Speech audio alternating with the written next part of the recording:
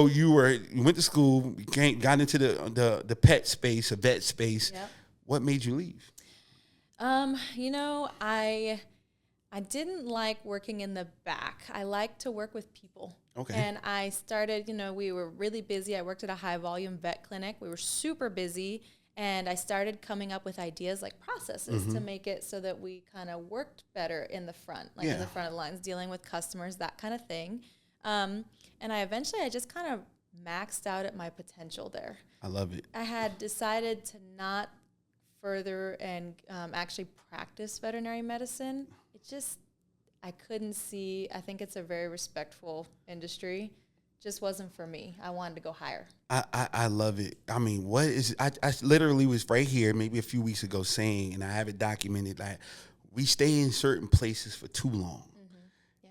And when you just said that, it just did something to me because you get it. Yeah. Like, and you're still doing it out of the love. Yep. Okay, you got the money portion out of it. I'm done with that. I can still do this. Right. Now let me go ahead and focus because it kind of kills it. Yeah. It kind of kills the love for it. Because imagine if you pushed through when you didn't love it, that portion. Day to day then. Exactly. Mm-hmm. So I love that. And I'm glad to have, because people might think I just be ranting. No, you got to get it. No, but you got somebody like yourself to be able to say, like, listen, I went as far as I can go. Yeah. And now let me leave that for someone else. Somebody might love where you left. Right. Exactly. And why would you be there instead of letting them be there? Absolutely. So that's amazing. So what was the next thing from there? What did you go for? Well, so this is kind of the next turning point in my life. So I had my son, my first son, and my husband was like, hey, I'm working. He was in plumbing. So this is a key factor. And he was like, I want you to be a stay-at-home mom. I'm like, okay, that's fine. I'll stay home. Mm-hmm. I hated it. I couldn't do it. I love my kids. I love my son. Yeah. But I was, I wanted to I maxed out my potential. Okay. I can only fold the laundry and clean the meals. And I just said, hey, I'm so antsy. I have to go do more. Yeah. And I felt really guilty because, I had to hire a babysitter for my son. Yeah. And it was hard. I understand. So I went to an accounting firm. Really interesting, huh? I know, really weird history here. No, this is great. This is amazing. It led me to my destiny. Yeah. And the accounting firm is really what made me who I am today. Okay. So went to the accounting firm. The only reason I got the job, I applied on Indeed. Everybody applies on Indeed. It's just a bunch of, nobody reads it. You just click it. Yeah. I got the job because I was one of 3 people who read the instructions to not apply on Indeed and go to the website and apply. Yeah. One of the hardest bosses I've ever had in my life, but wow, what a mentor. Yeah. We are still friends to this day. And he would ask me, I was just an administrative assistant. He said, what do you want to do? What are your goals? You're going to write a bucket list. You're going to do a bucket list of 101 things. I hated him. I hated him so much.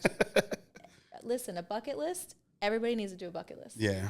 We can all do 20 things. Mm-hmm. But then after 20, you challenge yourself to start thinking. Yeah.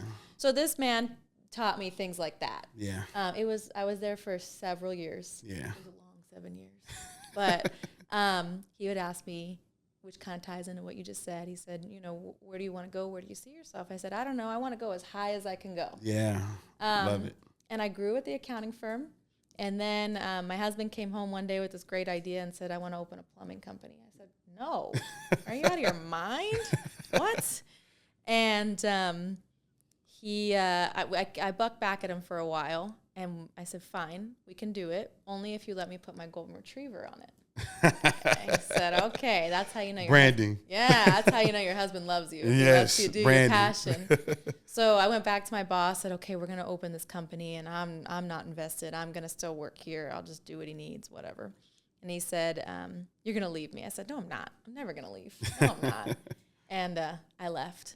But the best thing, the day that I left, he said, hey, congratulations, you've gone as high as you can go. Wow. However, now I'm in this cutthroat industry. Yeah. And I'm back at the bottom. Oh, but man. It motivates me. Yes. Because I want to be, yes. one of yes. the big. Yes. So that's kind of my, if operations is my key, businesses. I love it. You just taught somebody something when you said that about your job, because I remember working. My first real business was a commercial cleaning business, but I worked for a pastor, and he had $1 million contract, and I was a project manager at 24 years old, and they killed me. And the facilities manager would rip me one every day. Whenever he got there at 8 o'clock, I would be trying to run and hide because he was going to walk me through this 30,000 square foot building because it's like a mega church.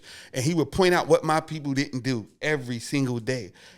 People don't know I'm looking for him now to tell him thank you. Yes. I'm looking for him. You get it. Because he made me so detail oriented. Yeah. He made me, and I mean, literally, the long story short, after a year, we got signed for 3 more years with a 12% increase after a 24-year-old running as a project manager. And I went off and do my own thing. Nice. But it was because of him. Yeah. I didn't know that then. I hated him when I left. Oh, but I would find him now and thank him because he just rode me everywhere, just showing, hey, look, this way people didn't do this, people didn't do that. But the funny thing is, I would see him in the street. Say, "Yeah, man, I see your business. I see your truck somewhere." Because I had trucks. And he's like, "I see your truck. See you doing good." And I'm like, "Why is he talking to me? I don't like him." So I get it. You know, the jobs is not something to just sneeze at. We're not becoming entrepreneurs just because we don't want to do hard work. Right. We max out. Yeah. We max out. We do what we got to do